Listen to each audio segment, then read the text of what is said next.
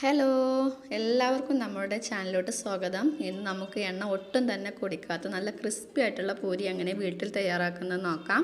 അതിനായിട്ടുള്ള ടിപ്സുമായിട്ടാണ് ഇന്ന് ഞാൻ വന്നിട്ടുള്ളത്. എല്ലാവരും ട്രൈ ചെയ്ത് നോക്കണം. ആദ്യമായിട്ടാണ് കാണുന്നവരുണ്ടെങ്കിൽ അല്ലെങ്കിൽ ഇതുവരെ സബ്സ്ക്രൈബ് ചെയ്യാത്തവരുണ്ടെങ്കിൽ ഒന്ന് സബ്സ്ക്രൈബ് ചെയ്യണേ.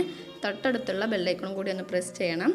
ഇതുവരെ സബ്സ്ക്രൈബ് ചെയ്ത എല്ലാവർക്കും ഒത്തിരി താങ്ക്സ്. അപ്പം നമുക്ക് എങ്ങനെയാണ് പൂരി തയ്യാറാക്കുന്നത് നോക്കാം. ഞാനിവിടെ 2 കപ്പ് ഗോതമ്പ് പൊടി, 2 ടേബിൾ സ്പൂൺ റവ, 3/4 ടീസ്പൂൺ ഉപ്പ്, 2 ടേബിൾ സ്പൂൺ ഓയിൽ, 1 ടീസ്പൂൺ മൈദ, കുറച്ച് വെള്ളം ഒഴിച്ച് നല്ലവണ്ണം മിക്സ് ചെയ്തെടുക്കണം. ഒരുപാട് കട്ടിയും ഒരുപാട് ലൂസും ആകാതെ നോക്കണം.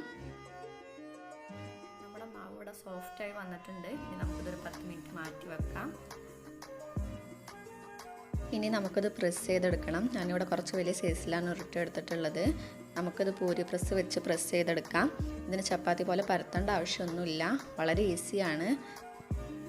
ഇനി നമുക്ക് പൂരി വറുത്തെടുക്കാം. ചട്ടി ചൂടായ ശേഷം എണ്ണ ഒഴിക്കുക. നമ്മുടെ എണ്ണ ഇവിടെ ചൂടായി വന്നിട്ടുണ്ട്. ഇനി നമുക്കിതിലോട്ട് പൂരി ഇട്ടുകൊടുക്കാം. ഒരു 2 സെക്കൻഡിന് ശേഷം തിരിച്ചിട്ട് കൊടുക്കാം. ലോ ഫ്ലെയിമിൽ ഇട്ടിട്ട് വേണം പൂരി വേവിച്ചെടുക്കാൻ.